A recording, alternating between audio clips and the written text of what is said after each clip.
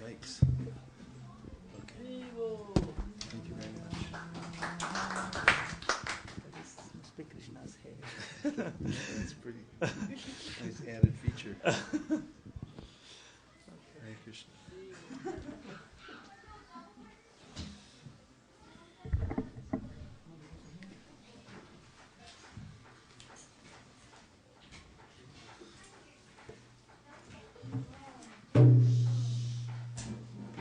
Do we have some certified cartalists?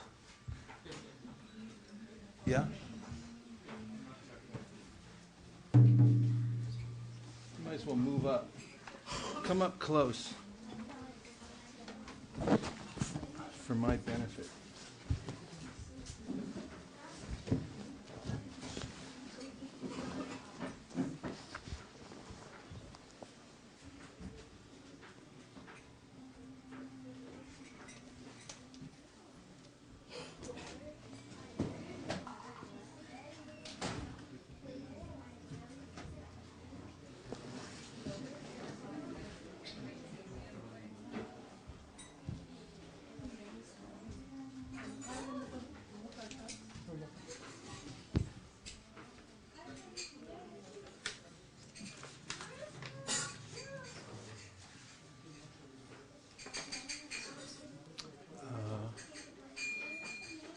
I need that other table over here for Shastra, for the Shastra pile-on program.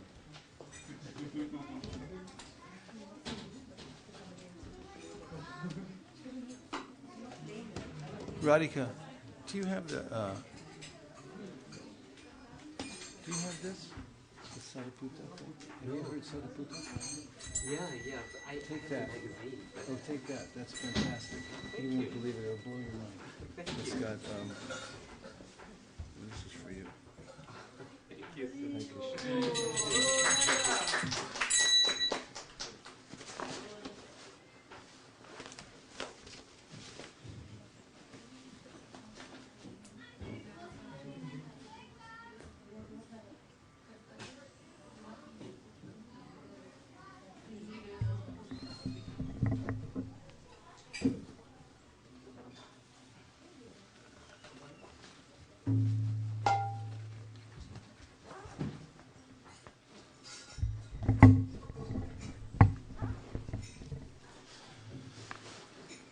Om Vishnu Padaya Krishna Preshtaya Bhutale Srimate Bhakti Vedanta Swami Niti Namine Om Vishnu Padaya Krishna Preshtaya Bhutale Srimate Bhakti Vedanta Swami Nitina Namaste Saraswate Deve Gauravani Prasharine Nirvishesha Shunyavadi Paschatya Deshatarine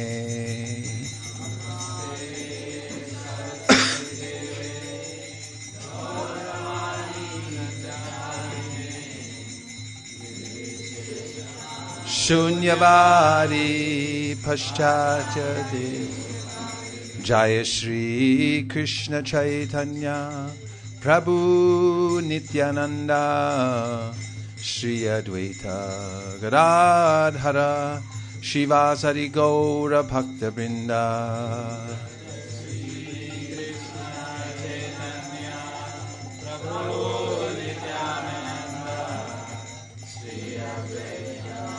Radhara Shivasari Hare Krishna Krishna Krishna Hare Hare Hare Rama Rama Rama Hare Hare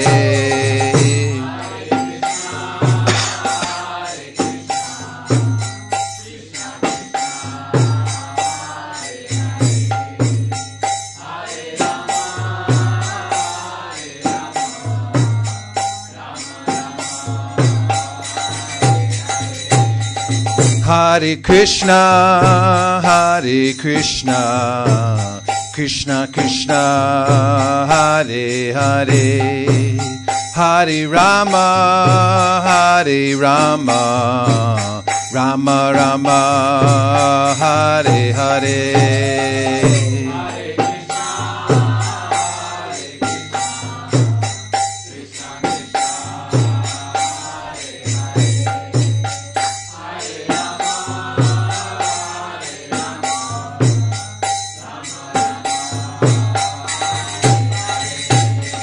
Hare Krishna, Hare Krishna, Krishna Krishna, Hare Hare, Hare Rama, Hare Rama, Rama Rama, Hare Hare.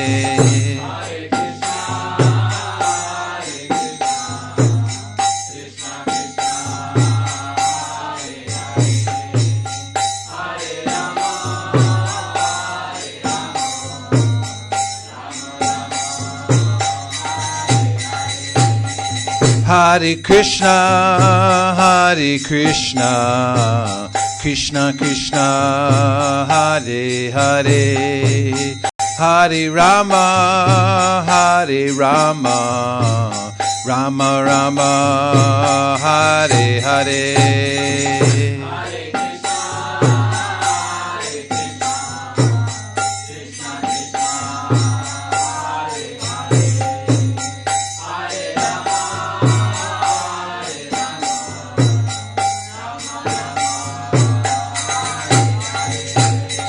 Hare Krishna, Hare Krishna, Krishna Krishna, Hare Hare, Hare Rama, Hare Rama, Rama Rama, Hare Hare.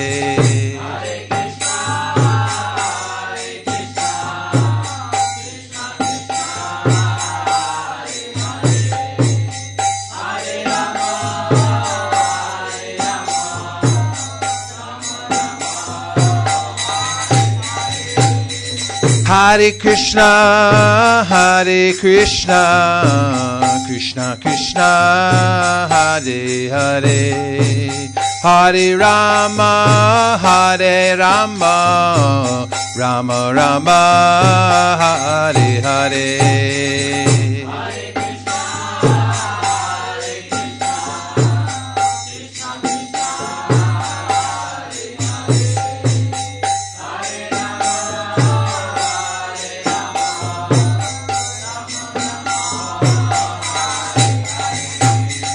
Hare Krishna, Hare Krishna, Krishna Krishna, Hare Hare, Hare Rama, Hare Rama, Rama Rama, Hare Hare.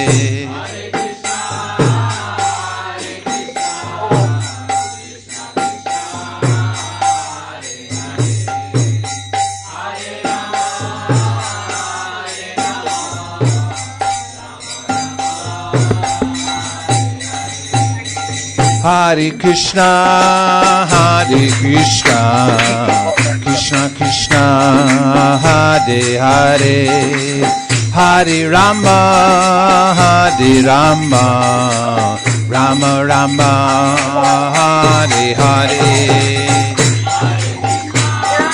Hare Krishna, Krishna Krishna, Hare Hare, Hare Rama,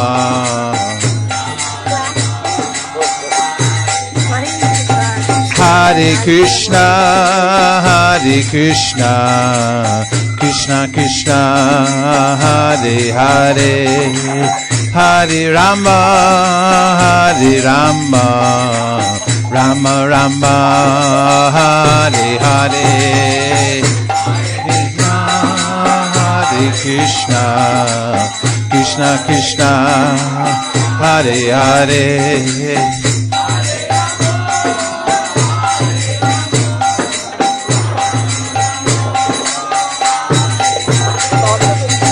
Hare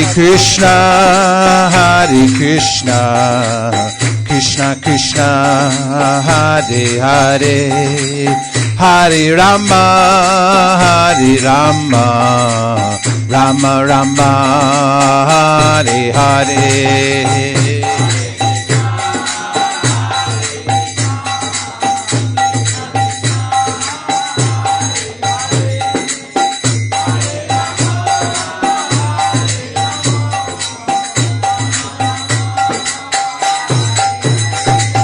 Hare Krishna,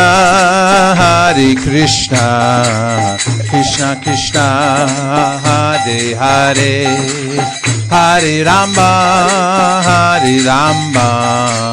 Rama Rama, Hare Hare.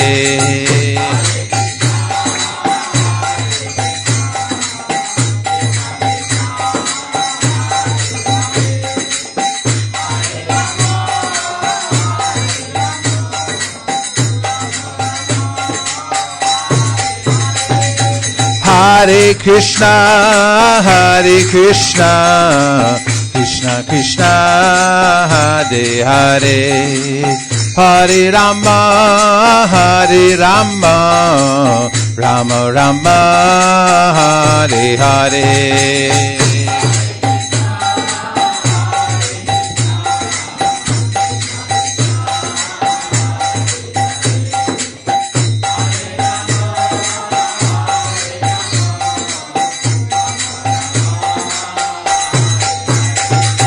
Hare Krishna, Krishna Krishna, Hare Hare, Hare Rama, Rama Rama, Hare Hare.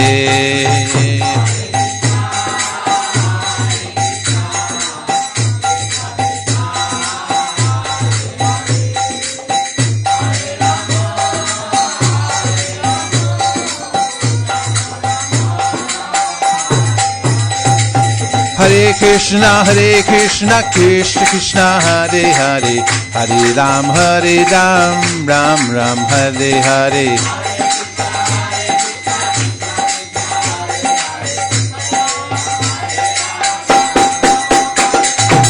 Hare Krishna, Krishna Krishna, Hare Hare, Hare Ram, Ram Ram, Hare Hare.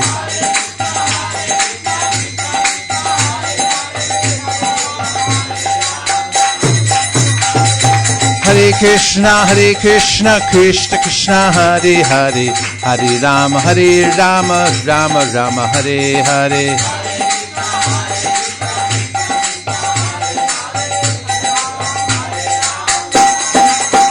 Hare Krishna, Krishna Krishna, Hare Hare, Hare Rama, Rama Rama, Hare Hare, Hare Krishna.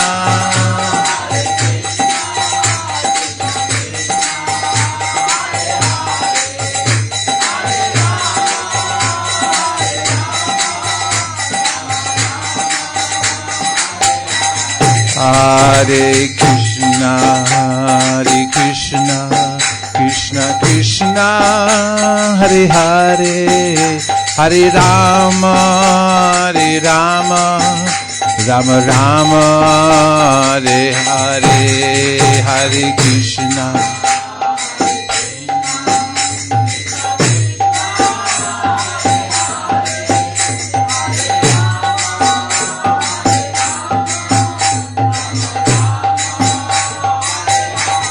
Hare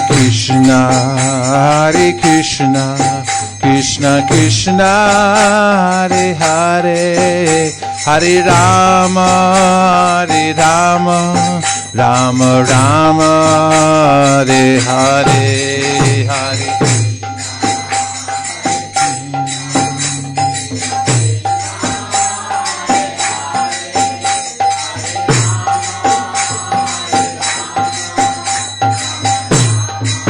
Hare Krishna, Krishna Krishna, Hare Hare, Hare Ram, Ram Rama, Hare Hare.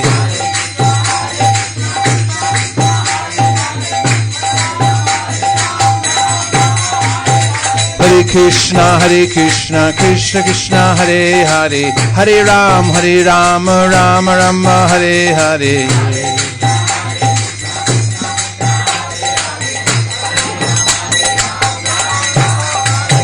Hare Krishna, Krishna Krishna, Hare Hare, Hare Rama, Rama Rama, Hare Hare.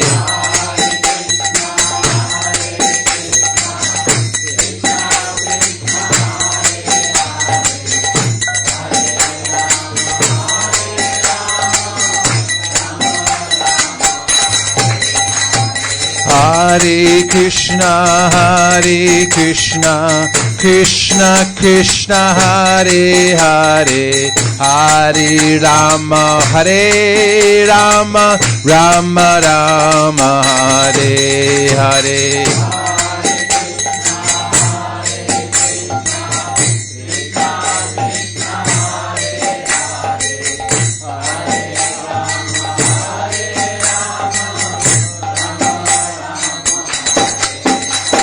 Hare Krishna, Krishna Krishna, Hare Hare, Hare Ram, Ram Ram, Hare Hare.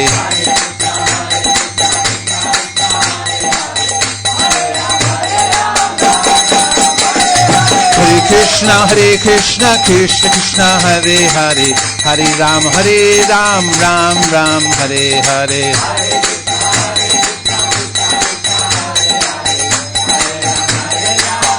Jai Gaura Hari Bol, Hari Bol, Hari Bol, Jai Gaura Hari Bol.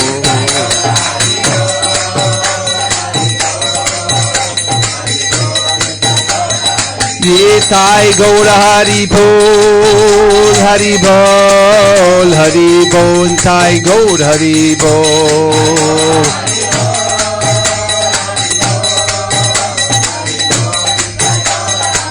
Jaya Jaya Prabhupada, Prabhupada, Prabhupada, Jaya Jaya Prabhupada.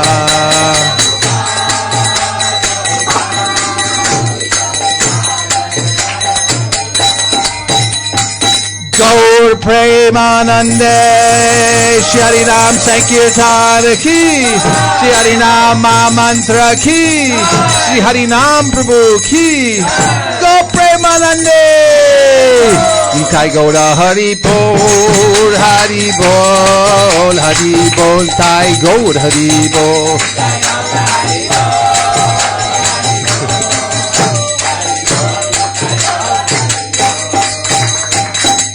Let's hear for the Kartalis. Come on. Give it up.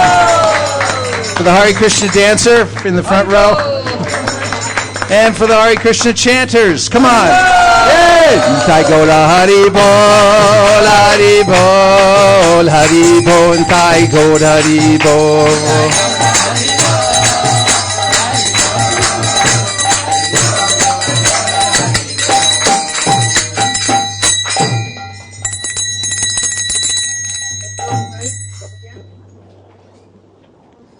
Om Agnanatimirandasya Gnananjana Shalakaya Chakshurun Militam Dena Tasmai Shri Gurave Namaha Shri Chaitanya Manobhishtam Stapitam Yena Bhutale Swayam Rupa Kada Mahyam Dadati Swapanantikam Vandeham Sri Guru Sri Yuta Padakamalam Sri Gurun Vaishnavam Scha Sri Rupam Sagrajatam Sahagana Raghunatham Vitam Tam Sajivam Sadvaitam Sadvatutam Parijana Sahitam Krishna Chaitanya Devam Sri Radha Krishna Padan Sahagana Lalita Shri Vishakhanvitam Cha He Krishna Karuna Sindho Dinabandho Jagatpate Gopesha Gopika Kanta Radha Kanta Namostute Tapta Kanchana Gaurangi Radhe Vrindavaneshwari Vrishabhanusute Devi Pranamami Hari Priye Vanchakalpatarubhyascha Kripa Sindhubhya Evacha Patitanam Pavanebhyo Vaishnavebhyo Namo Namaha Jaya Shri Krishna Chaitanya Prabhu Nityananda Sri Advaita Gadadhara Sri Vasari Gaur Bhakta Vrinda Hare Krishna Krishna Krishna Hare Hare Hare Rama Rama Rama Hare Hare Gaur Premanande Haribo.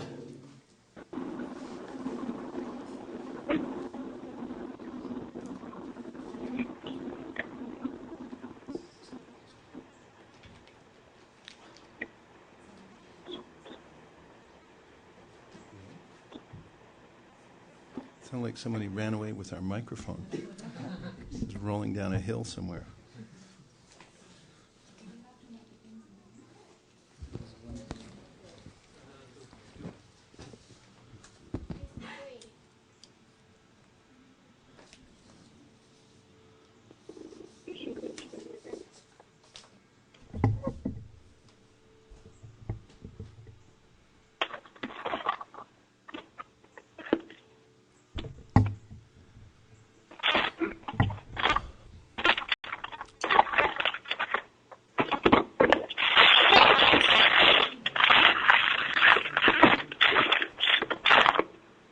Hare Krishna. Hare Krishna. Okay.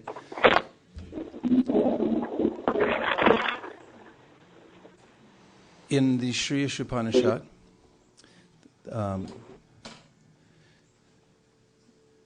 it is said that one who sees everything in relation to the Supreme Personality of Godhead and sees the Supreme Lord within everything never hates anything or any being. One who sees all living entities as spiritual sparks, in quality one with the Lord, becomes a true knower of things. What then can be illusion or anxiety for him? And the learned person is described by Krishna in the Bhagavad Gita, Vidya Vinaya Sampanne Brahmane Gavihastini Shuni Chaiva Shapake Cha Pandita Samadarshina. The sage is equal vision, has equal vision. He sees the various beings in the world as souls and not as various material bodies. And therefore he's a learned person, because the soul is moving from one body to the next, and asango hyayam purushaha has ultimately nothing really to do with this material world and no interest in this world. That is, there is no benefit in this material world for the soul. It's a the soul's attachment to the material world is a mistake.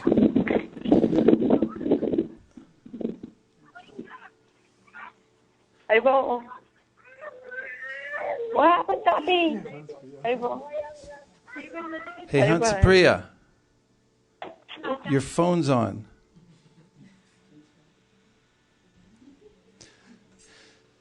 So, in communication, much depends upon how how we're viewing the people we're speaking to. And when we speak to the soul, that is, we see that we are talking to the higher entity, not the mind or the body or the intelligence. When we keep that in mind, then there's a tendency to adjust our speech properly. And therefore I say speak to the soul. I've had this experience oftentimes being out on book distribution and meeting people in various situations. For instance, if someone became angry or irritated for some reason, I always found that if I went straight to talking about the philosophy of Krishna consciousness and explaining that really we are trying to benefit the soul and we're not our bodies, it's very disarming for people when I would speak on that level. And one day I was with Damodar Vamsidhari and we were going door to door distributing books in an apartment complex. Can you turn the fan on, please? And a man came to the door. It was a Sunday morning, and he was marginally interested in what we were doing, more like he was tolerating and he wanted to get it over with, whatever it was he had to do. And as I explained it to him, over the course of a couple of minutes, what we expected of him, his irate wife came out from the back room holding a baby and screaming at me saying, "Can't we have one day alone without being bothered by anybody? Why do you come here?" And and I said, "But we have no motivation. We're here not to make any money. We're only here just to give some spiritual benefit." I said, "I have no motive whatsoever. It's purely spiritual." And as I continued on that course, I was watching her face, and her countenance changed, and suddenly she cracked a small smile and then tried to reverse it again and come back to her angry face. And I said to the man who didn't see her because his back was to her, I said, "Turn around really quick. She just smiled." And he did. He looked back at her, and then she started cracking. She couldn't, keep that angry face again. And I perceived, because I had spoken to her as a soul, not tried to appease her mind or intelligence as much as telling the truth, what we were doing and why we were doing it, what our motivation was. And because it was true that I didn't have a motivation, I wasn't. I was only there doing my duty, and ultimately that entails doing some spiritual benefit for them, and they could sense it. A veterinarian once told me that animals oftentimes, when they come into the veterinarian office, although they may be frightened and capable of doing harm with their claws or teeth, they understand the purpose of the veterinarian doctor, and they'll surrender themselves because they see he doesn't have a motive, and he's trying to help me. Not always. Animals are unpredictable. Bhagavatam says, always remember that. A wild animal can come back and bite you. It compares that to the senses may think they're under control, but don't leave the cage unlocked. In any case, this is a principle that people can judge your motive. Even animals, as they say that dogs sense fear and so forth. Living entities are very sensitive. That's why they're called sentient beings, because they have feeling and they can sense things. When somebody does something with a motive in mind, that they say something to you because they really want something in return.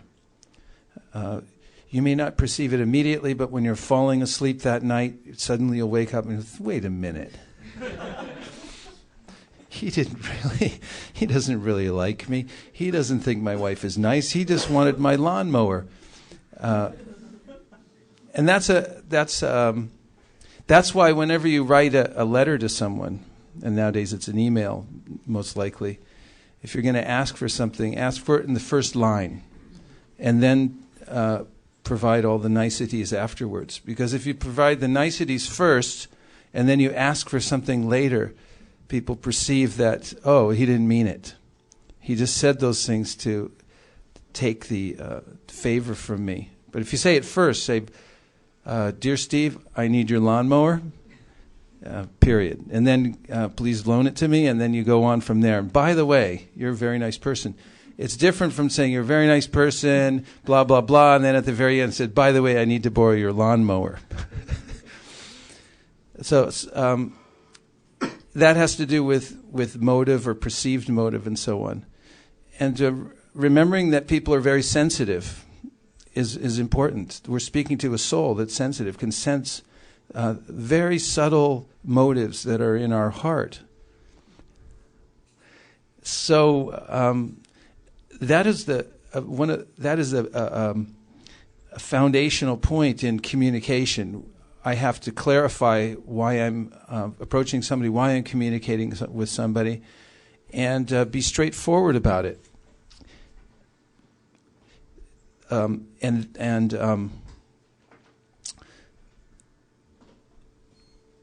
That is something good to keep in mind. You could just read that to yourself.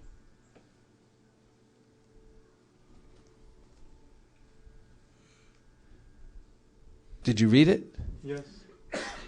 Anything you notice about it? Systematically. Mukaravind noticed the word systematically. I always notice that as well. Anupashyati means systematically. Anupashyati, follow in the ways of the Shastra and the great teachers in order to see in this way, systematically see that all living entities. There's a system, there's a way to move about the world, to communicate in the world systematically, treating everyone as souls. Of course, in the name of equality, Prabhupada mentions in his commentaries on these verses, we don't imitate the Uttama Adhikari. We talked yesterday in the class about various ways to deal with various types of people, and according to their station in life and their station in devotional service, through which we'll be successful. I won't go into that now, but this verse is always a calming verse. People seek this kind of relationship where they're being seen as souls, and we're treating them equally on this spiritual level. And the next foundational point, which I heard yesterday in the beginning of your seminar, purity is the force.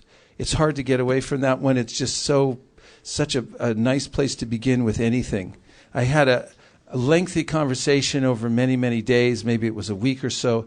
Keshav Bharti Maharaj was staying at my house, and Satyadev Prabhu was coming over, and we're having sort of debate about how to bridge the gap between modern day Krishna consciousness, Krishna conscious people, and the people of the world. And of course, there's varying opinions everywhere about how to do that. Rabindra Sarup Prabhu once said, I heard in a class in Los Angeles, that he spent weeks and months in a back room discussing how to take Krishna out of Krishna consciousness so it would be more appealing to the world. And after struggling with it for so long, he decided, we'll just leave him in and and go from there. And there is a way in which, in our discussion, that is, between Keshav Bharti Maharaj and Satyadev Prabhu, we had various opinions about how to present ourselves to the world, to various kinds of groups of people, how we should speak to them, how we should communicate through our literature, through the way we dress, and so forth. And what we could come up with, the agree to disagree, or the essence that we came up with at the end that we could all agree on, is that you have to purify the vibration.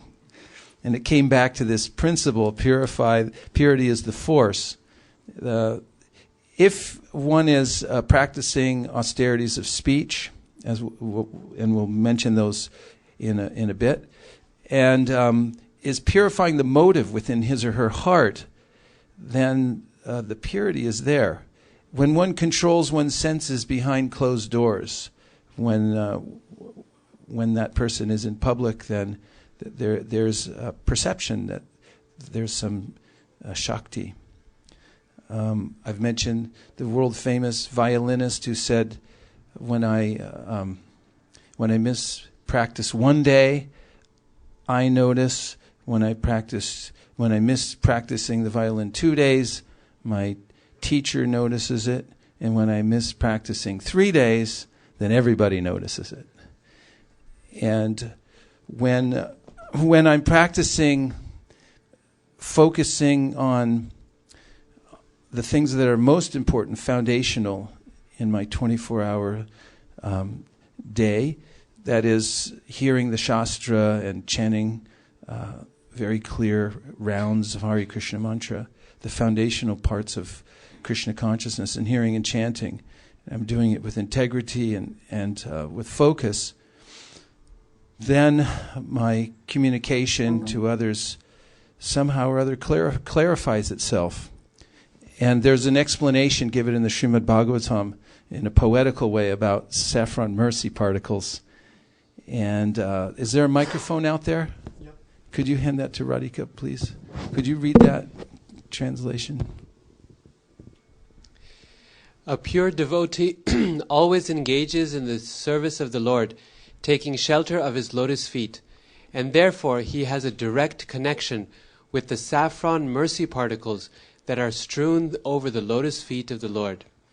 Although when a pure devotee speaks, the articulation of his voice may resemble the sound of this material sky, the voice is spiritually very powerful because it touches the particles of saffron dust on the lotus feet of the Lord. And there's one of the great keys to communication. Thank you very much, Radhika. That we have to be in touch with Krishna. And we do that through surrender. When we surrender to Krishna and we pray deeply to Krishna and we hear submissively what he and his representatives have to say, then the heart becomes clarified, and then our communication becomes clarified naturally, because what's inside comes out. What's impressed is expressed. Brian Tracy said that. Whatever you impress will be expressed sooner or later. So, communication, foundationally, again, is based on purity and our motivation and our connection with Krishna. Now, here's something very practical, the austerities of speech. The tongue is a rudder. As there's a rudder in a boat, and without it, you're going to flop over and drown. Flop and drown, the old flop and drown when you don't have your rudder in. And the tongue is shaped like a rudder. And according to Shastra, yoga begins with the tongue. Atashi Krishnanama Arina Babhed Grayam Indriye Sevamukhi Jivado Swayameva Spuratyada. That Krishna will appear to a person who controls his tongue. That's powerful. So you don't have to look any further in the yoga practice. And here are the austerities of speech. Speaking truthfully, beneficially, speaking words that are pleasing, not agitating, and regularly reciting the Vedas.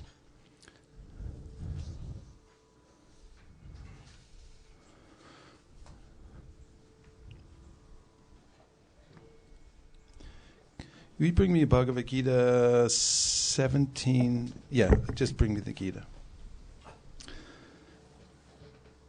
Thank you.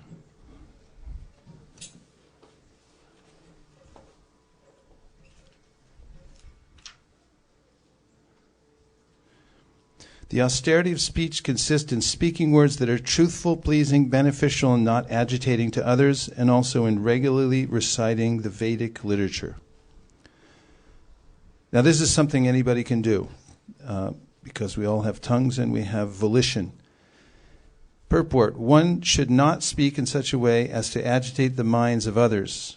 Of course, when a teacher speaks, he can speak the truth for the instruction of his students, But such a teacher should not speak to those who are not his students, if he will agitate their minds.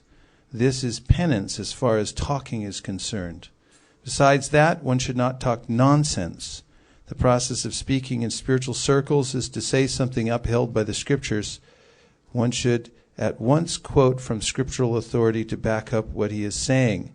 At the same time, such talk should be very pleasurable to the ear. By such discussions, one may derive the highest benefit and elevate human society. There is a limitless stock of Vedic literature, and one should study this. This is called penance of speech. So, what points have you heard so far? Any one point that's stuck in your mind? And let's keep the microphones flowing. Kanka. I heard that there's a stock of Vedic knowledge and that we should concentrate on that, and it will help with the penance of speech. Yes, thank you. That's a really nice point. There are notable prayers in the Srimad Bhagavatam. Let's name some of them. Queen Kunti. Who knows the first verse beside Mukaravind in the chapter, the prayers of Queen Kunti, or the first prayer from Queen Kunti? Srivas Pandit Prabhu knows it? There's no one line. One line? Okay, Mukaravind, take the microphone.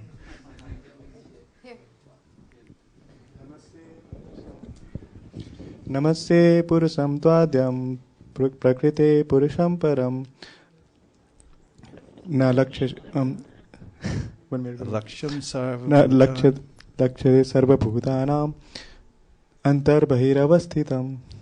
What does it mean? Namaste Purusam Tvadyam. I am Namaste Purusham Tvadyam. I am worshipping the Supreme Personality. Ishwaram Prakrite Param, who is the controller of whole universe. Prakrite Purusham Param, and he is the Supreme. Alaksham Sarva Bhutanam. He is not visible to this Sarva Bhutanam. Antar Bahiravasthitam, and he is also inside and he is also outside to everything. Even though he's inside and outside, he's not perceptible. He's not perceived by all the living entities. Yeah. Thank you. Okay, a little more. There's a lifetime of notable prayers in the Srimad Bhagavatam that are so eloquent that it will boggle the mind. You can absorb your mind in it. Garuda was talking about how he, while writing some commentary in the 10th canto of the Srimad Bhagavatam, introduced some of the language to the English majors at his university at Harvard and explained to them the literary devices that were being employed by the author, and they were stunned and said that Shakespeare pales in comparison and so forth. The literature should make one's head spin. The poetical subtleties should impress the heart and make the head spin. And one can make a career of this, reciting the Vedic literature, Bhagavad Gita. If we recite a chapter of Bhagavad Gita every day, then the tongue will naturally become accustomed to it. It has muscle memory. Just like in baseball, children grow up playing baseball, in Japan especially. There are more avid baseball players in Japan than they are in America. And practice the same moves over and over and over and over again until their muscles automatically do it when the ball's hit within 1 second.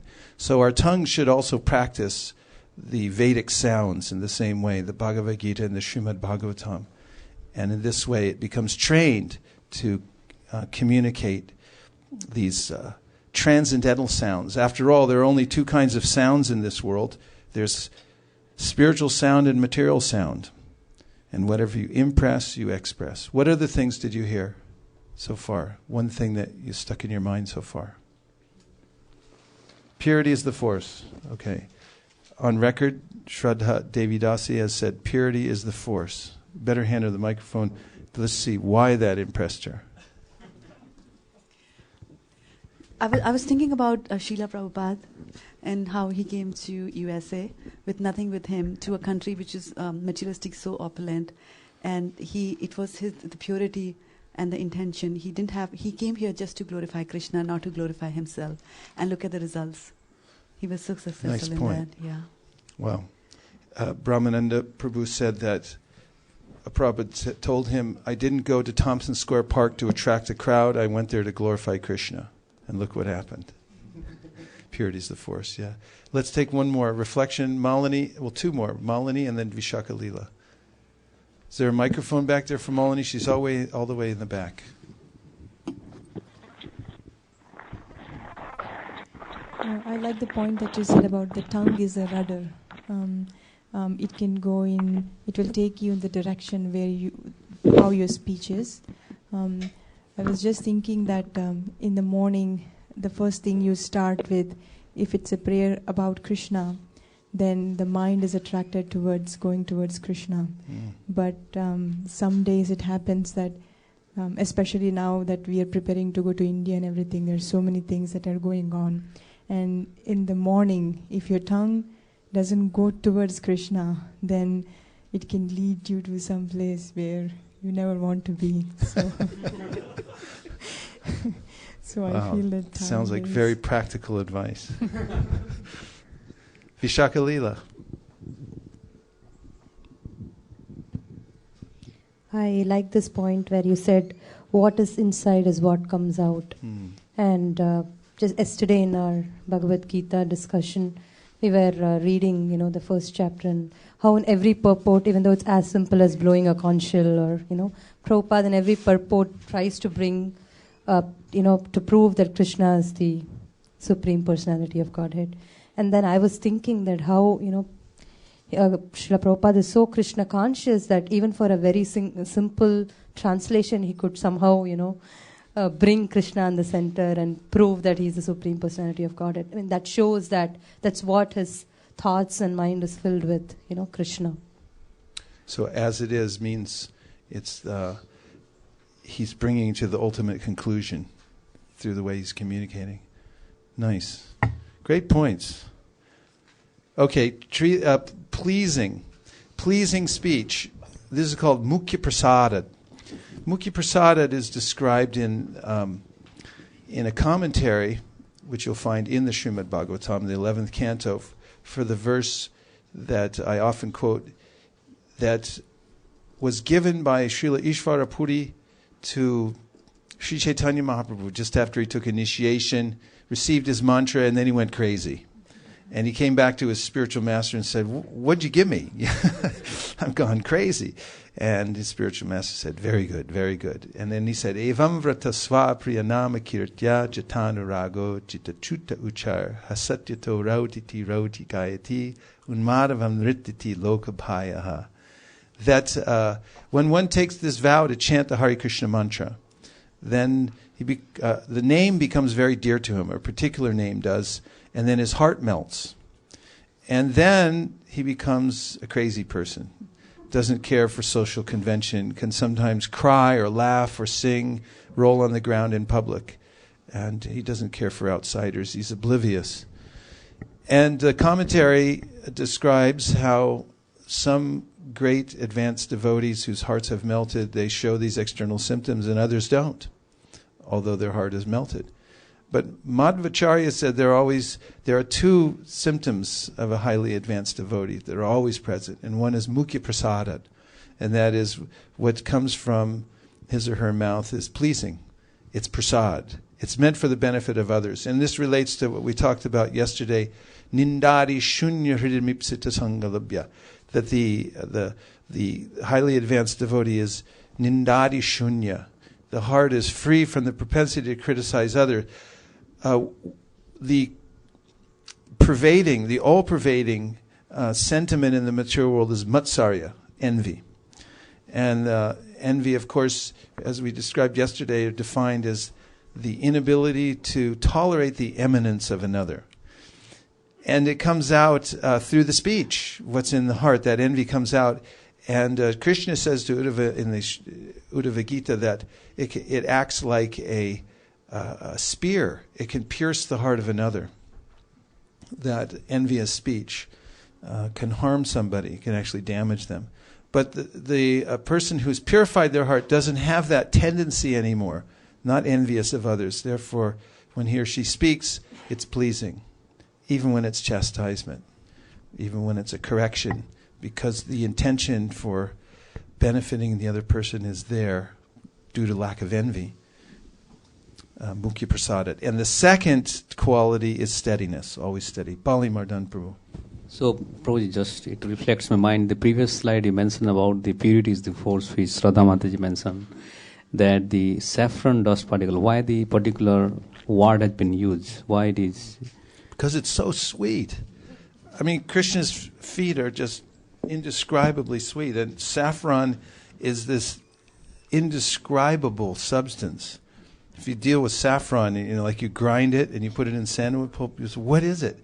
It's the most indescribably subtle and balanced, aroma that you can imagine. And so it's inconceivable, scent is, and that substance is mentioned poetically. Saffron mercy particles. When we consider about dust, means it is considered like dirty things when you see, but that's why it is like poetic thoughts that, okay, saffron dust means definitely it is aroma, fragrance, and it is the most dear thing we are hankering for. Is that the... All of those things, yeah. And it's coming from Krishna's feet. It's coming from Krishna's lotus feet. And so speech that's beneficial, non-agitating, and regularly reciting the Vedas. So this is a study. There is a whole seminar called Yoga of the Tongue that you can go into. You can make your own study about controlling the tongue in various ways. And this is a lifetime practice that will direct us in such a way that Krishna will reveal himself to us. So now, just as far as our ordinary dealings with others, it's always good to keep in mind what is most interesting to other living beings when we are communicating. And what is that thing that is most interesting to every living being? His or her own self. Someone told me a long time ago about a study that a man did for his doctorate thesis, and he was studying the effects of communication. So he would sit with people in a public place, and he would strike up a conversation, and he would only talk about the other person. He resisted mentioning anything about himself. And he'd keep the conversation going like that, and he'd always bring it back to them. And then afterwards, he had an assistant who would stop the person and say, we're doing a study. The person sitting next to you is doing it. Would you mind giving some feedback about how your conversation went? And invariably, they said, that was the most interesting person I ever met. The tendency is, when I sit down with someone, they tell me something, and I'm thinking, my mind's thinking, yeah, but what about me? What about what I did? That's nothing. Wait till you hear what I did. And ready to tell the next thing. But if you want to practice smooth communication, you'll see that if you become more interested in who they are and what they've done, it's a principle of success. We're discussing principles right now. Dale Carnegie. Remember that a man's name is to him the sweetest and most important sound in any language. It's so true, isn't it? If you're walking in the middle of, where's a remote place that you'd never imagine going? Alaska? Oh, all right, Alaska. You're in the middle of Alaska, and minding your own business, you're walking down the street, and somebody calls out, "Hey, Manchu." You'll turn and suddenly say, "Wow, I'm in Alaska. Someone knows my name." And this is the principle by which we chant Hare Krishna, Krishna Krishna, Hare Rama, Rama Rama, Hare. It's a great secret, actually, that Lord Chaitanya revealed to the world. There are primary names, And there are secondary names. And what that means is you have primary names and secondary names, right? Do you? Got a nickname that you care to reveal? Huh? Manu? Munu? Manu. Moni. Moni. Monu. Monu. Monu. So if you're walking in Alaska down the street and someone leaves out goes, Munu, you're going to go, whoa! Because when you've got the name, especially the nickname, you've got the person. You're there. You can find out everything about them. You connect to them in the most powerful way. And Krishna has these nicknames that his devotees call him. And he finds them irresistible. And that's why we chant Hare Krishna. And for all living entities, their name and their nickname and the things that are dear to them are what they're interested in. That's why they live and breathe. So to communicate with people, we have to get to know them. We have to listen to them and find out what's in their heart. Shukadeva Goswami, it is his own self that is most dear to every embodied being. Can you give the microphone? Well, no, that's okay. It is simply for the satisfaction of this self that the whole material creation of moving and non-moving entities exists. It is simply for the satisfaction of this self that the whole material creation of moving and non-moving entities exists. In other words, the world revolves around me. That's why I go on with what I do. So, there's a radio station and the frequency is WIIFM. You all know that, right? That radio station is What's in It For Me. So whenever you're communicating, for instance, in advertising, the first thing that advertising teachers teach is that you should start your brainstorming with "you get:" and then make a list of what they're gonna get. Because oftentimes people advertise and they just start talking about themselves. They say, "We were founded in 1973, and we have a board of directors with." Dr. Jennings Harris, and, they go on and on with a list of all the things they do. Nobody cares.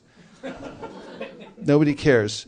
Expert advertising people will tell you they don't care. What they care about, what's in it for me? What am I going to get from this? What's it going to do for me? How's it going to change my life? How's it going to stop my pain? That's what they care about. So good communication takes place when we actually identify what's in it for them. Why are we presenting it to them?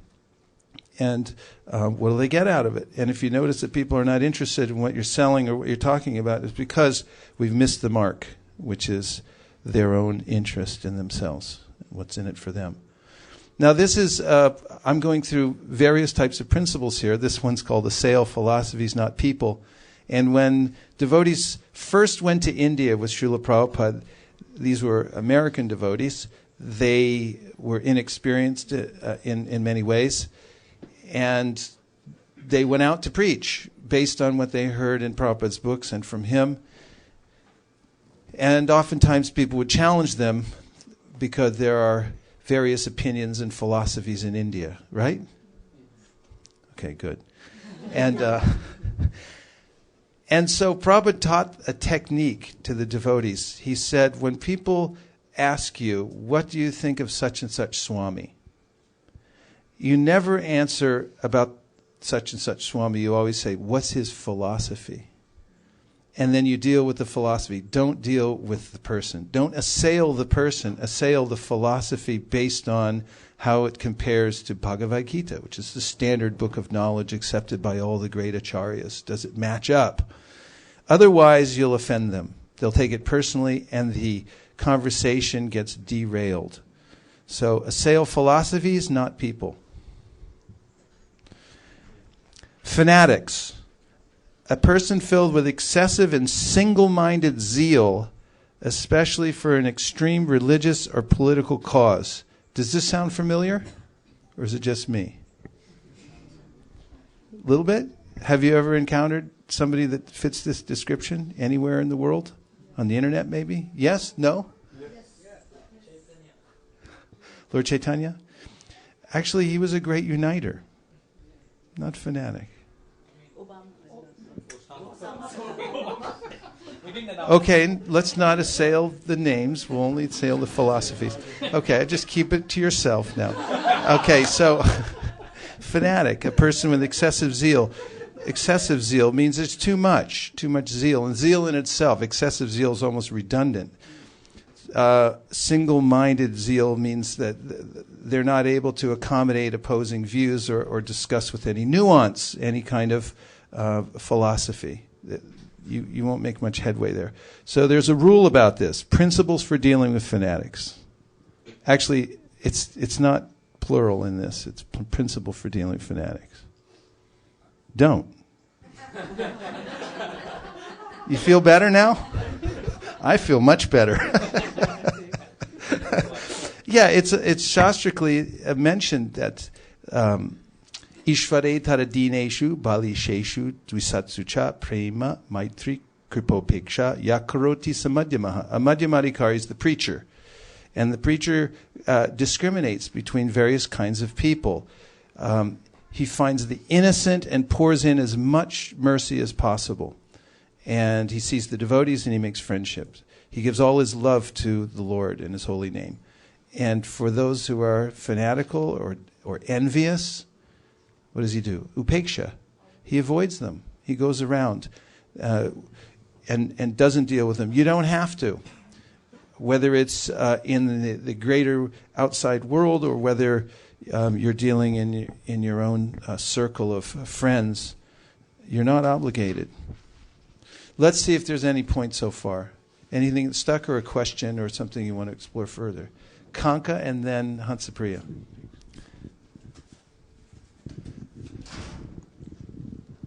But what about me when I was a new devotee, fanatic?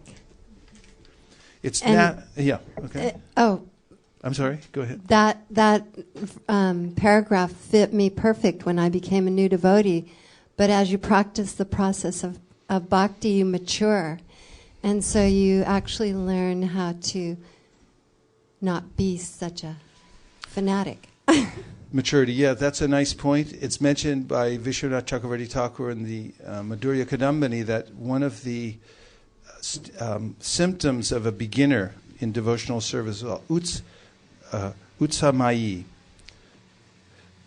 and that is excessive zeal. And there's a way in which all kinds of beginners overuse certain principles. You know, I think of this one because when I first learned what a semicolon could do, I started using them all over the page and handed in a paper, and my teacher said, "Hold on a minute, but you don't have to use semicolon. You maybe use one in the whole paper." You know, Hansapriya. I like the point how to deal with the fanatics. Just don't. I think it's hit me hard that it's like freeing ourselves by not responding to that. And it's very important because often I find myself caught up into that for like hours and hours and hours. But it's freeing ourselves is so much more liberating. So thank you for...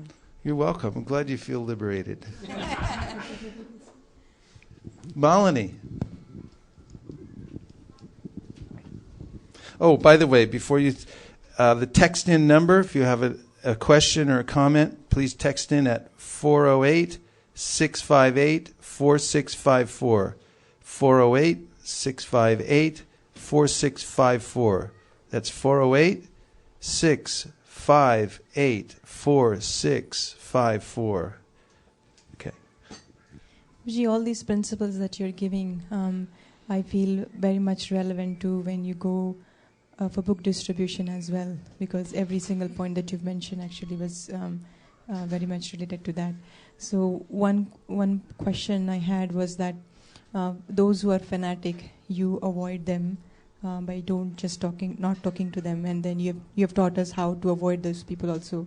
But my question is, how do we come to a point where you know that they're fanatic? Because when you go door to door, as soon as you see a person, you actually, even though they are trying to say something, you want to try your best to at least give them something. So at what point do you stop, or is it possible to even give those kind of people something more than what they deserve?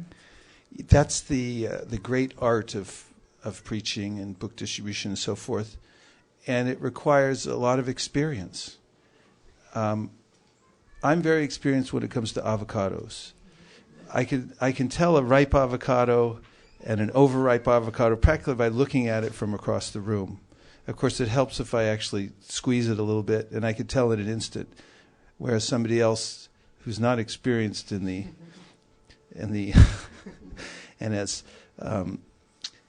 devoted to the avocado as myself might not be able to do that. But there's a way with people also that when speaking to them, you get used to realizing at a certain point whether they're sincere or open or envious and so forth. It's very rare that people hide it and then bring it out at the end. It's pretty rare. Sometimes people are diabolical. It's very rare, but they'll suck you in by acting open, sincere, just so they can try to trap you at the end and say, but actually, I want to fight.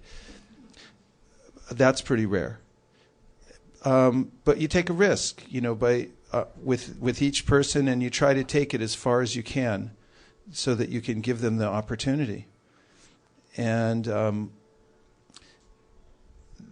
there are telltale signs when people have shut down or they don't want it anymore. And we also, have learned that it's the art of picking fruit from a tree. Just like the art of picking fruit from a tree, you have to judge what is a ripe fruit and what's unripe. And the unripe fruits you leave on the vine and let them stay. So you take it as far as you can. And when you see the point when it's no longer useful pushing forward, it's more useful to pull back, then you have to do that. And it varies in each circumstance. So it's a pretty amorphous answer, but I'll say more if I think of it. Shakalila. You were telling that good communication means speaking in terms of others' interest.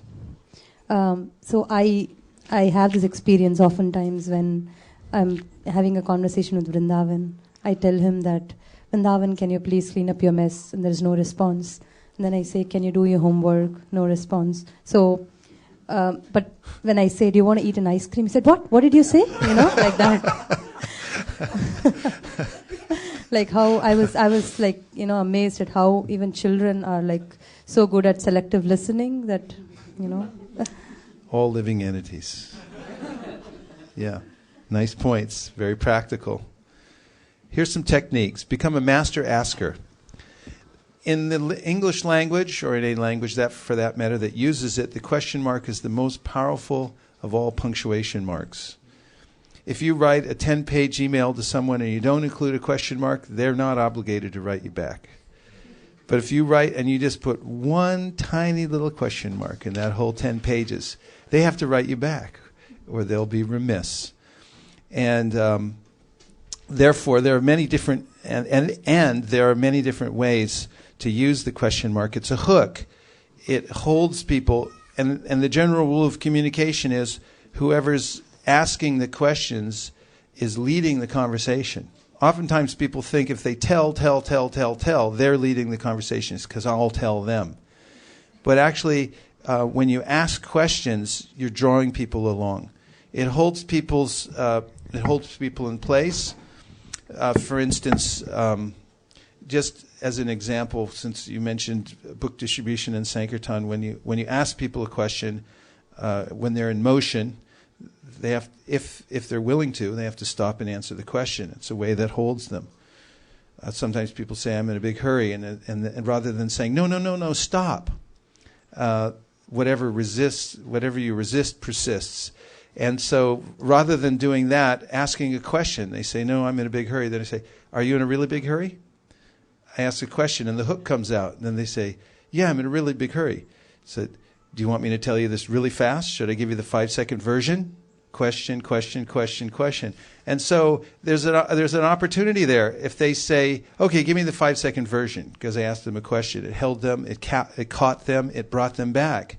Then I have permission. If I just said, no, stop. I just want to tell you something. You got to stop.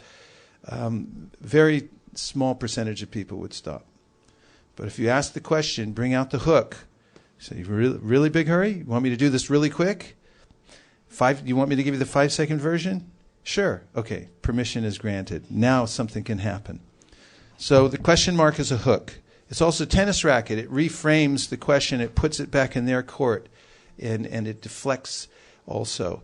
So politicians are expert at this. If you ever notice, when they're being interviewed, they don't usually answer the question. They'll bring it to another level.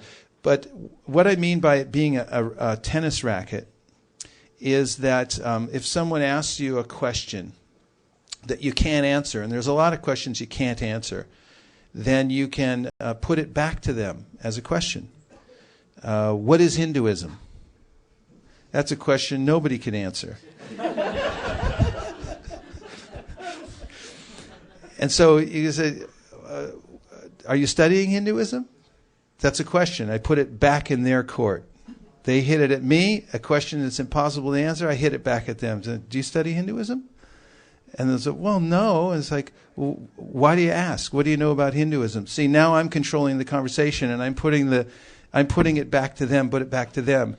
And what happens when you keep doing that, it clarifies. It clarifies. The question that somebody asks you that's too cumbersome, or it's too loaded, or it's too amorphous and unclear, as you keep asking, it becomes more specific, and now you have something that you can deal with. This is done in sales all the time when there's an unclear situation. Someone says that, I just want to think it over. Did you ever tell that to a salesperson? Yeah, I just want to think it over. And so they can just let you go, or they can ask you a question.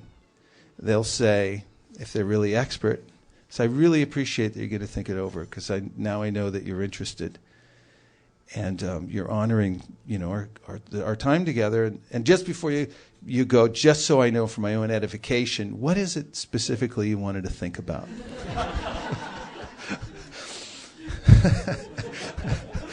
What that means is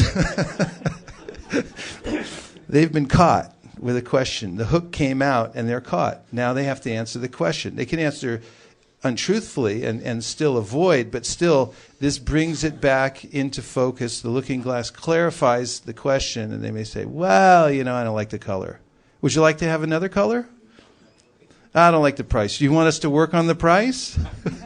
And so forth. The hook, and coming down, it's clarifying. So become a master asker. Keep asking questions. Look at Srila Prabhupada, woman reporter. Why do you people shave your heads? Prabhupada, why do you shave your legs? Srila Prabhupada, why are most of your followers young people? Srila Prabhupada, why are most university students young people? Student guests, because that is the age of education. Prabhupada, that is also the age of Krishna consciousness. So you can see the series. A question comes out that's meant to intimidate or tip you over, and you answer the question with a question, and then, like in baseball, you wait for the pitch. You're waiting the pitch that you like, and then you can hit it out of the park. So keep hitting it back, and the way you do that, you use your little tennis racket. Bring out the question. And if you don't know what to ask, just say, why do you ask? Or how do you mean that? Those are two generic ways of asking a question. If you can't think of a question to ask, that hits it back and it keeps the ball in play. How do you mean that? How do you mean that? And then they have to define. They have to clarify. Professor, why do you give sannyas to young people? Srila Prabhupada, what do you mean by young? Professor, silence. Srila Prabhupada, young means about to die. Can you say that you're any older or younger than they are? Yeah, let's have a round of applause for that. So when confused, answer a question with a question. There were this New Yorker, who's known for his acerbic nature, was walking with an out-of-town friend. in New York City. Every block, the out-of-towner would ask, what about this, what about that, asking about scenes around town, and the New Yorker kept asking, returning his question with another question. And they got about 5 blocks, and his friend turned to him and said, every time I ask you a question, you answer with another question. Why do you do that? And the New Yorker turned to him and said, why do you ask?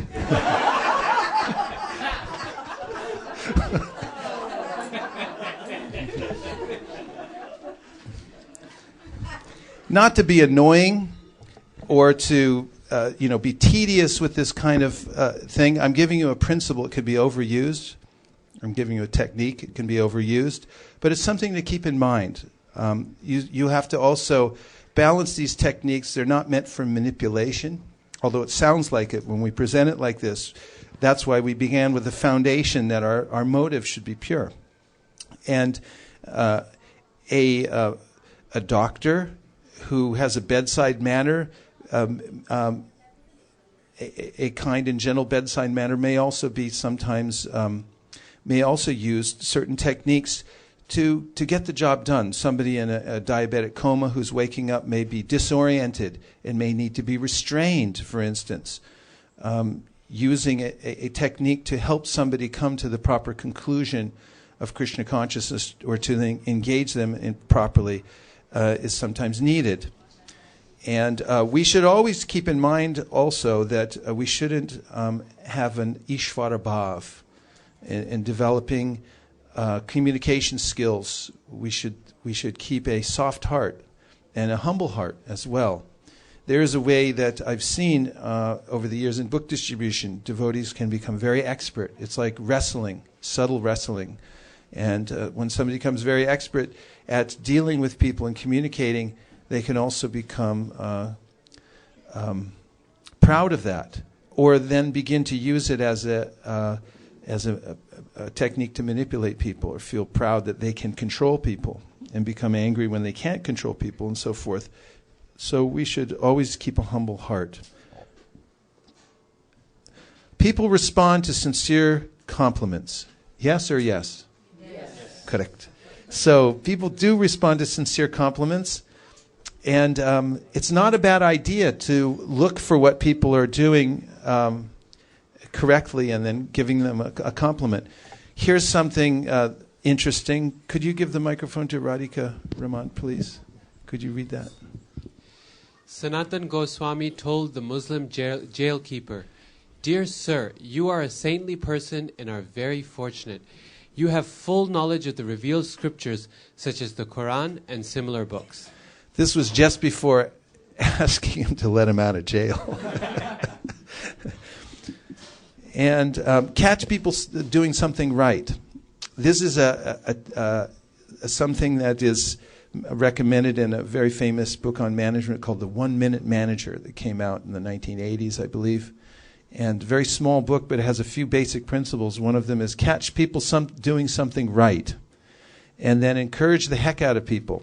That's not from the 1 Minute Manager, but the 1 Minute Manager says that you should catch people doing something right and acknowledge them.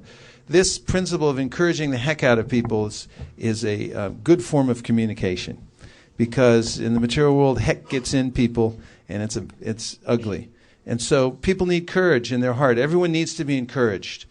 Every day is a new day when we are under attack by our mind, by the environment, and there are all kinds of reversals of fortune and so forth. And everyone needs encouragement. So if you take this way of communicating with people, that you look for the things that they're doing right, or they look for areas where you can give them courage. Courage comes from a word that contains the word kor, which means heart. Courage comes from a heart which is emboldened by support from the scripture, from other devotees, and from clarity of thought, knowing where one's going, what the goal in life is, and so forth. And these types of things can never be done enough. So take to this process of encouraging the heck out of everyone. This is good communication. And included in communication is listening. In fact, St. Francis said that, he's allegedly said, that to his disciples that you should preach all day long and sometimes you should even say something. And listening is a skill. It's a great skill. And Nirkula has been doing a seminar about listening. And it's amazing. You can do a whole seminar about listening, right? But it's a very important skill because generally speaking, when someone's talking to me, I'm thinking of what to say back. I'm not really listening. And the mantra that's going through my head is unfortunately the mantra that Mahatma Prabhu told us is the mantra that blocks all learning. And we all know the mantra, right? I know that. I know that. I know that. I know that. I know that. I know that. I already knew that. And that goes on constantly when somebody's speaking to me, and my mind's going, I already know. I already know. I already knew that, but you don't know what I know, and so forth.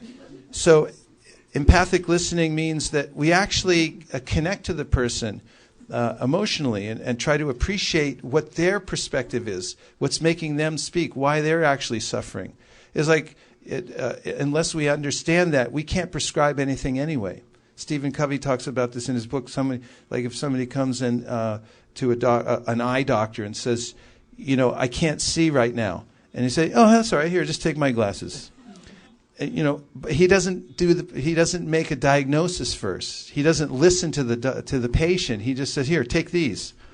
And that's what I often do when I'm speaking to people and they come to me with the problem. You say, here's what I did, but I don't know what their unique situation is.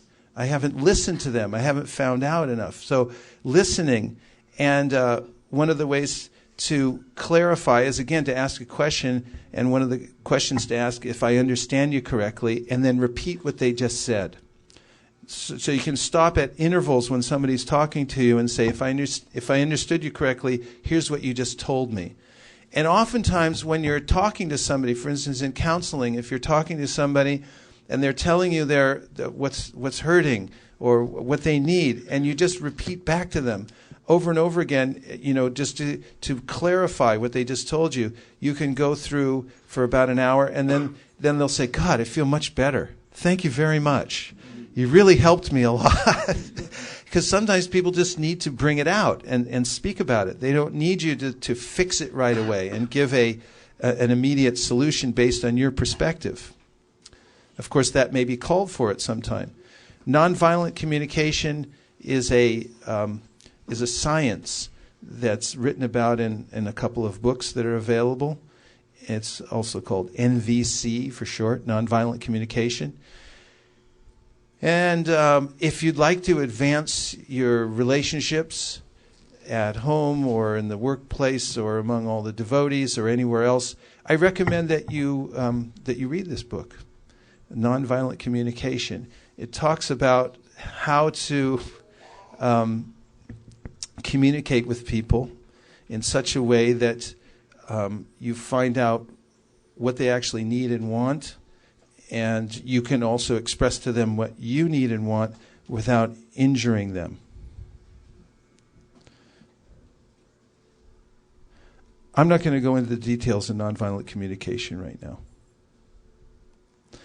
But I will say that one or two words can make or break a relationship. And that what we say makes a big impact on people, one way or another. So we should be very careful when we speak and when we choose our words. Speech is the mirror of the soul. As a man speaks, so he is. And that's brought up when Arjuna asks Krishna, we find in the second chapter of the Bhagavad Gita, about a stita prajna, or somebody who's self-realized. He wants to know, out of other items, how he speaks. And Prabhupada says that a fool isn't discovered until he speaks. He had nothing to say, and then he said it. And so we should be very conscious of our speech and how we're talking to others, how we're talking to ourselves as well. So more reflections. Anything that you heard so far that stuck in your mind? Or a question? Because we want to become master askers. Bali Mardan and then Srivas Pandit Prabhu. I like the one thing you mentioned about SL philosophies and not the people. So it's very good because back in India I had a recent experience with my own. Because there was with Sai Baba people, I was very strong in giving statement because I was some conversation and pointing out to that person's rather than I realized I could have used the philosophy what is your rather than it derail and it was really they are trying to make a big strike against me or something, it was really a bad experience. So, thank you for that. Yeah, nice point. Nice point. Srivas Prabhu? He had nothing to say and then he said it. Mukaravind and then Radhika Raman. And the sincere compliment you told, Guru Maharaj. So recently I was traveling in Caltrain, so the ticket checker, he often checks the ticket and he tells, okay, ticket. And so always people get sometime offended. And one day I think something she smiled. So he told, oh, wow, you smile. Thank you so much. I like that you're smiling after asking the ticket because people generally get annoyed. I myself get annoyed. You said that to him? No, some lady said, but I heard because she was just sitting behind me, so I heard that, and it was really and he gave the sincere compliment. I see. Nice. Thank you. Radhika? In the purport you read from Prabhupada about the austerities of speech, he says something along the lines of, if you can't speak truthful and be pleasing, that's okay if you're a teacher, otherwise you can just avoid speaking. That has made so much sense to me, really, and been helpful in terms of realizing when I should talk and when I shouldn't. Except for one little question or thorn that remains, namely, does that allow for speaking when you really feel that what you're saying will be helpful, though not wanted, and that it may help a person avoid a particular danger? So a simple thing as in someone on the roof and ready to walk off, and your interruption may not be pleasing to them, but it would be helpful. That's a rather simple example, but in other situations where you feel, I'm not this person's teacher, and I know if I'm going to say something, they're not going to like it, but at the same time I really feel inside that I would be remiss in my duty or even committing violence if I didn't say something at this point. How do you know if that's an okay excuse is that an okay excuse to flout that principle that Prabhupada's giving? Well, discretion is the better part of valor. And when we have a sense of balance, when to speak and when not to speak, this is a sign of maturity. And so I agree with you that there are cases when we should judiciously give our advice or warning and so forth to save some person from imminent danger or from going off in the wrong course. And if we do it with sincere intention and not as a habit, to control or whatever, then it will be appreciated. And if it's not appreciated, at least we did our due diligence and we did it for the right reason. So there's no harm. And there are mention in Shastra about criticism. In fact, it says in the Shastra that one should not either criticize or praise anyone. One should see that the universe is working in a uniform way. Everyone's getting what they deserve anyway. What's the use of glorifying or criticizing anyone? It's like, that's the way it is, But of the two, Shastra says it's okay to glorify. And of the criticism, there's a way in which Shastra says if someone is misusing the philosophy in a way that will harm others or the general public, a person who is a teacher is duty bound to point that out to inoculate and fortify others so that they don't become affected. But again, it can be done in a balanced way by assailing the philosophy rather than the perpetrator. which is always important, and goes to purity and clarity and proper utility. Thank you. What an excellent question. Shraddha Devi Dasi, and then SKP.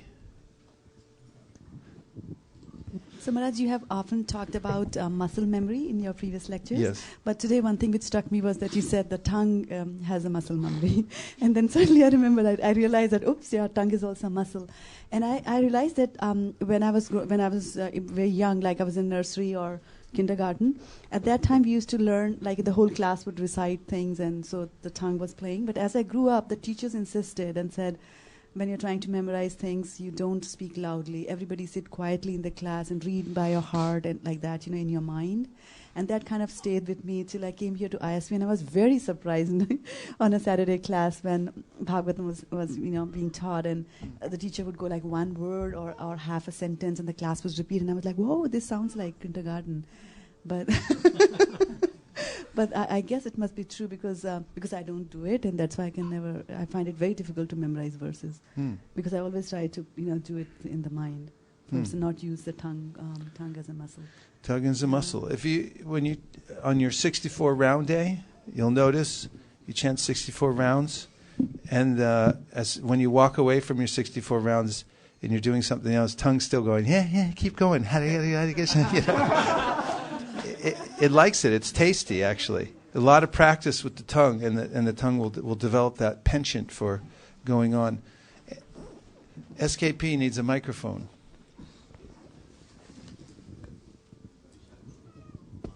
Hare Krishna. Hare Krishna. Prabhuji, when you told about the listening, when we go on Sankirtan, each door we knock, we need to listen couple of stories. Like they need to tell about Himalayas, and some people all of a sudden they go to their grandparents. And means what I learned from you, Prabhuji, wherever we go, like when they knock the door, and we should listen to them first. And keep on, we are saying we are from ISKCON, so and so. But if I started listening to them, and that makes selling point of the books. So, and also you mentioned one time a purport in Srimad Bhagavatam, Prabhu. I forgot that, how you need to habituate for the listening, listen to others and then you talk. So, thank you. Nice point. Shraddha Devi Dasi and I were speaking to a man and his daughter in Santa Cruz. We were distributing books on the street. Remember? And the man was he was telling us about how religion is just a mental construct, and there's no difference between God and the signpost. And he went on and on and on. Anyway, we tolerated and we listened for about 3 or 4 minutes. It was a diatribe for 3 or 4 minutes, and we listened and listened. And then a miracle happened. And actually, we listened to the first diatribe, and he was holding the book at that time. And then I told him, he said, so what is it? What do you want? And I said, just a donation. Oh, I knew it. This, you just wanted money. And then he went off again, another 3 or 4 minutes. And we kept listening, right? And at the very end, and he was talking to his granddaughter, and he was telling her the whole thing, why she should avoid people like us and these books and everything. And we just kept listening and listening. And then when he was all played out, he pulled out of his pocket a $5 bill and gave it to me. And he handed the book to his daughter, and they walked off. It was a miracle. And I'm glad I had a witness, too, because listening is powerful, yeah. Some people are just waiting, Prabhu, they don't know, they don't have any people to talk. As soon as we knock the door, okay, come on, please come in and sit. And they immediately started, talking about their realizations and, Yeah. I feel sometimes, they need some company. So, when we go to Sankirtan, we learn all these things. In Montreal, Nirkul and I were going door to door. And it was this huge apartment complex. It was about 7 stories high. And it's good because it was winter time, so we were inside. And so I knocked on one door, and there was an old woman inside, and she looked through the keyhole, and she said, what do you want? Now you get out of here. You get out of here. You go away. Go away. She became irate, so she's yelling. So I went across the hall, and I knocked on the door across the hall.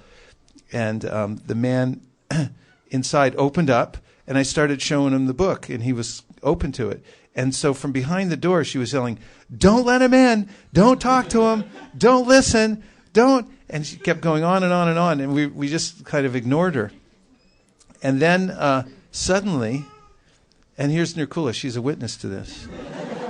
I'm telling about... I need a witness. So in Montreal, Nirkula, we were going door to door in an apartment building. Was it Toronto? All right. It was, anyway. It was Canada anyway. So there was an old woman behind the door, and she was going, "Get out of here, go away, go away." Remember? And so we went to the door across the hall, and I knocked on the door. A man opened the door. He's looking at the book and very interested. And then the woman went quiet suddenly because we were ignoring her. And then as the man got more and more interested in the book, she opened the door a crack, and she looked out, and she goes, "So what is it anyway?" And so I said, "Nirkula, go talk to her." So there, Nirkula is like, and of course they became fast friends, and like they're all laughing, and she bought a book and the whole thing.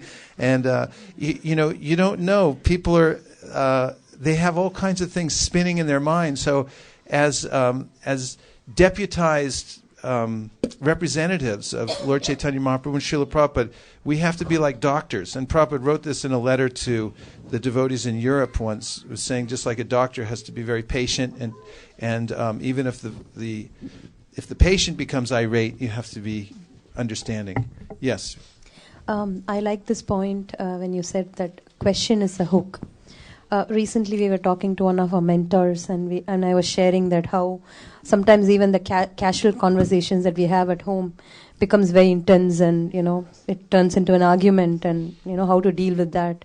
And he gave a very good tip. He said, talk in terms of questions, like this is what I think, what is your opinion, like that. And says when you talk like that, even crucial conversations become a very sweet experience. We've been trying to do that, and it's working. Nice. Very nice. What do you think about that, Nirkula? What is your opinion of that?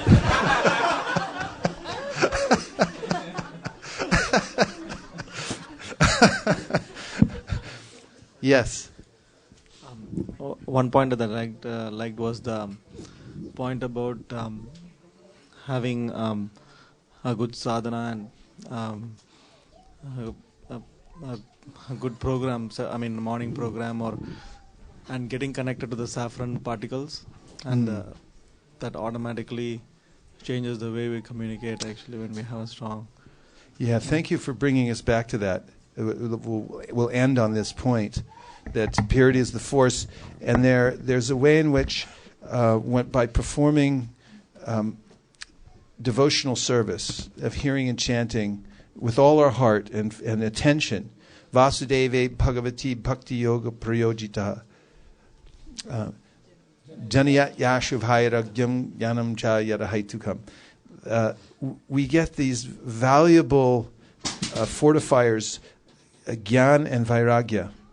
And when you have detachment, you can really communicate nicely with people when you're detached. I always notice this on Sankirtan, that if I'm detached, I don't care about the outcome. I'm just happy to be there. Just happy to be there.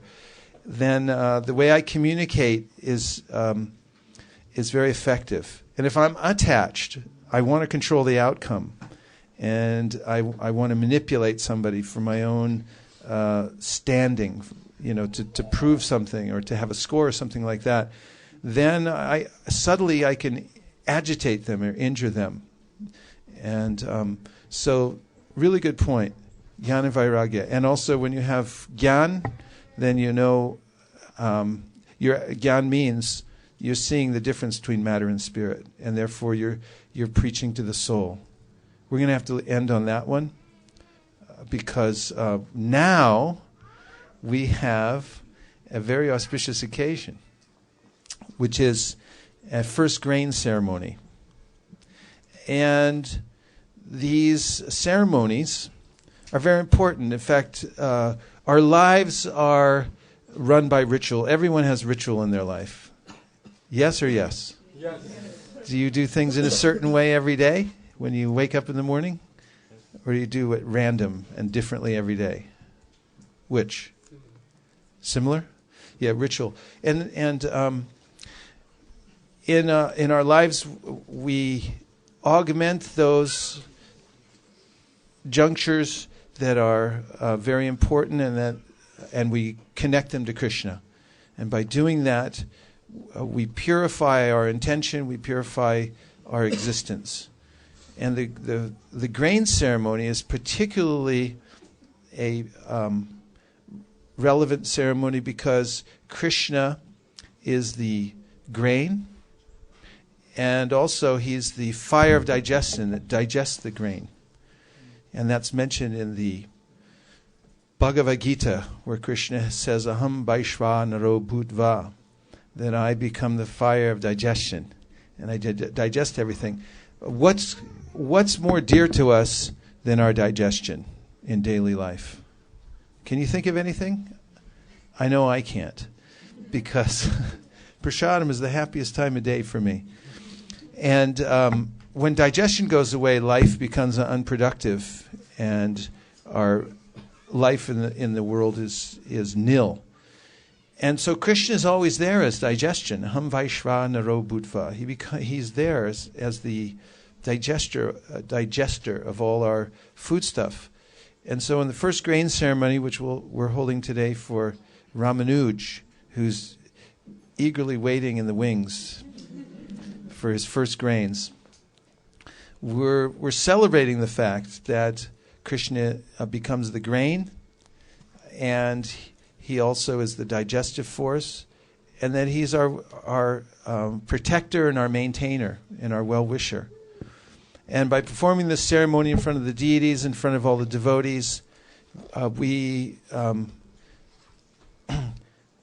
develop an impression in our minds, and Ramanuj develops an impression in his mind and heart, how everything is connected to Krishna. And this leads to the most productive kind of life, thinking of Krishna constantly.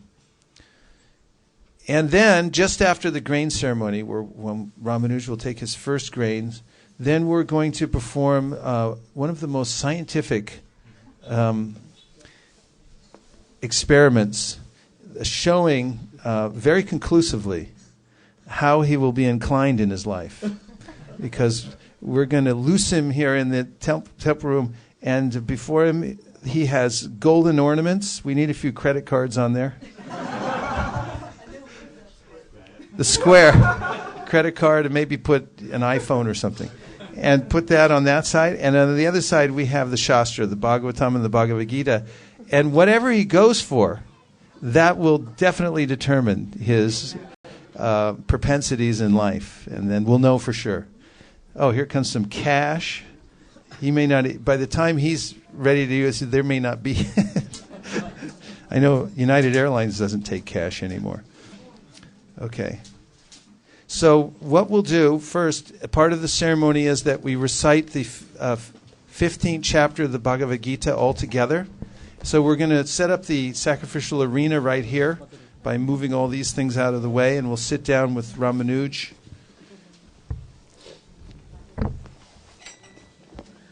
So let's